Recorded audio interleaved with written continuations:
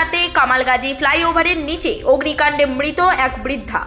খবর পেয়ে ঘটনাস্থলে আসে দমকলের একটি ইঞ্জিন। কী কারণে আগুন লাগলো তা জানা যায়নি। স্থানীয় বাসিন্দাদের সূত্রে জানা গিয়েছে বাড়িতে একাই থাকতেন ওই বৃদ্ধা।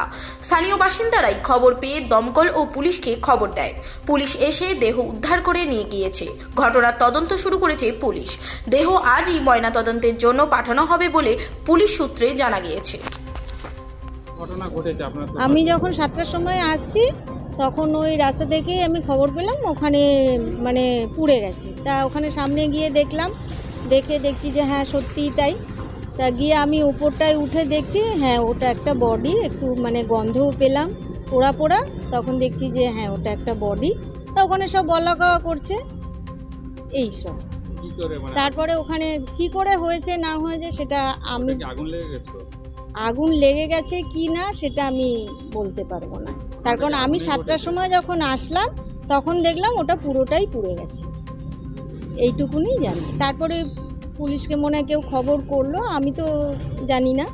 তারপরে দেখলাম পুলিশ এলো, পুলিশ এসে বডিটা নিয়ে গেল। আপনার নাম? আমার নাম মিঠু পাল।